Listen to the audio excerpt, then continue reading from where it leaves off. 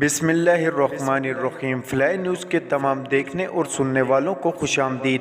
اگر آپ ہمارے چینل پر نئے ہیں تو سب سے پہلے چینل کو سبسکرائب کر دیں اور بیل آئیکن کو پریس کر دیں اور ہماری ویڈیو کو پورا دیکھیں تاکہ دنیا کی معلومات سے آپ باخبر رہ سکیں۔ آئے بڑھتے ہیں خبروں کی جانب۔ پنجاب میں انتخابات کے لیے سپریم کورٹ کے حکم پر 21 ارب روپے الیکشن کمیشن کو جاری نہیں کیے جا سکے۔ الیکشن کمیشن نے سپریم کورٹ میں ایک صفحے پر مشتمل رپورٹ جمع کرا دی ہے۔ الیکشن کمیشن کی رپورٹ میں کہا گیا ہے کہ حکومت نے الیکشن کمیشن کو 21 ارب روپے فراہم نہیں کیے۔ الیکشن کمیشن نے report supreme court registrar office میں جمع کرائی ہے۔ Report chief justice Pakistan justice Ijaz ul Ahsan اور جسٹس منیر اختر کو بھجوائی جائے گی۔ ذرائع کے مطابق الیکشن کمیشن نے رپورٹ میں کہا ہے کہ پنجاب کی نگران حکومت کا کہنا ہے کہ سیکورٹی کے لیے صرف 75,000 اہلکار دے سکتے ہیں۔ پنجاب میں انتخابات کے لیے 3 لاکھ سیکورٹی اہلکار کی کمی ہے۔ یاد رہے کہ سپریم کورٹ نے پنجاب خیبر پختونخوا الیکشن کے لیے 10 اپریل تک فنڈ فراہم کرنے کا کہا تھا۔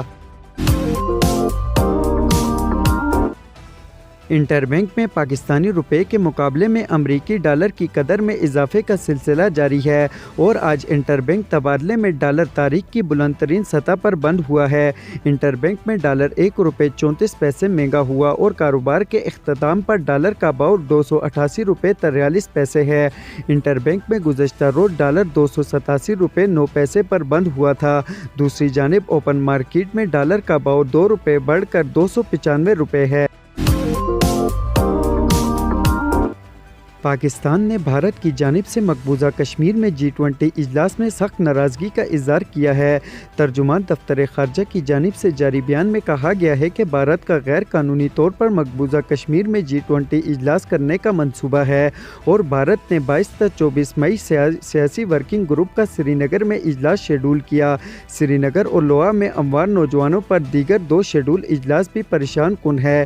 بھارت کی غیر ذمہ دارانہ حکومت مقبوضہ کشمیر کے غیر قانونی قبضے کو دوئم دینے کا اقدام ہے اور یہ اقدام کرتے ہوئے اقوام متحدہ کی سیکورٹی کونسل کی قراردادوں کو بھی مد نظر نہیں رکھا گیا۔ ترجمان نے کہا کہ بھارت کا غیر ذمہ دارانہ اقدام سلامتی کونسل کی قراردادوں اور چارٹر کی خلاف ورزی ہے۔ بھارت مقبوضہ کشمیر میں اپنا غیر قانونی قبضہ برقرار رکھنے کی کوشش کر رہا ہے۔ پاکستان مقبوضہ کشمیر میں بھارتی اقدامات کی شدید مذمت کرتا ہے۔ اسلام آباد صدر عارف علوی نے سندھ ہائی کورٹ میں 6 ایڈیشنل ججز کی تعیناتی کی منظوری دے دی۔ امجد علی، محمد عبد الرحمن تعینات، خادم حسین سمرو، ارباب علی، جواد اکبر اور نثار اکرم مناز 1 سال کے لیے ایڈیشنل جج سندھ ہائی کورٹ تعینات کیے گئے ہیں۔ صدر مملکت نے سندھ ہائی کورٹ میں ججوں کی تعیناتی کی منظوری وزیر اعظم کی ایڈوائس پر دی ہے۔ تائیوان نے ابنائے تائیوان میں چینی فوجی مشقیں ختم ہونے کے باوجود جنگی بیڑوں اور طیاروں کی موجودگی پر شدید تنقید کرتے ہوئے اسے غیر ذمہ دارانہ اقدام قرار دے دیا۔ تائیوانی محکمہ دفاع نے کہا کہ مشقوں کے اختتام کے اعلان کے باوجود 9 چینی بحری جہاز J-16 اور Su-30 سمیت 26 لڑاکا طیارے اب بھی تائیوان کے قریب دیکھے گئے ہیں۔ تائیوانی محکمہ دفاع کا کہنا ہے کہ ہماری فوج حالات پر نظر رکھنے کے ساتھ کسی بھی جارحیت کا بھرپور جواب دینے کے لیے تیار ہے۔ چین نے گزشتہ روز ابنائے تائیوان میں جاری جنگی مشقوں کے اختتام کا اعلان کر دیا تھا۔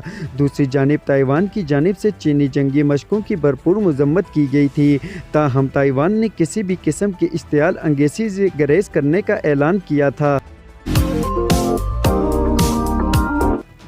ملک میں سونے کی فی تولہ قیمت میں آج 600 روپے کا اضافہ ہوا۔ آل پاکستان جیولرز ایسوسی ایشن کے مطابق سونے کی فی تولہ قیمت 600 روپے بڑھی ہے، جس کے بعد ملک میں فی تولہ سونے کا بھاؤ 2,18,300 روپے ہو گیا ہے۔ اس کے علاوہ 10 گرام سونا 514 روپے مہنگا ہو کر 1,87,157 روپے کا ہو گیا۔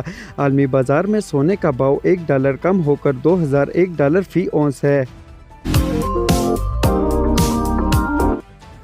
پاکستان میں عید الفطر کا چاند دیکھنے کے لیے مرکزی روایت حلال کمیٹی کا اجلاس طلب کر لیا گیا۔ اس حوالے سے جاری اعلامیے میں کہا گیا ہے کہ مرکزی روایت حلال کمیٹی کا اجلاس 20 اپریل بروز جمعرات 29 رمضان المبارک وزارت مذہبی امور اسلام آباد میں ہوگا۔ اعلامیے کے مطابق مرکزی روایت حلال کمیٹی کے اجلاس کی صدارت چیئرمین مولانا عبدالخبیر آزاد کریں گے۔ اعلامیے کے مطابق زونل کمیٹیوں کے اجلاس ملک بھر میں مقررہ مقامات پر ہوں گے۔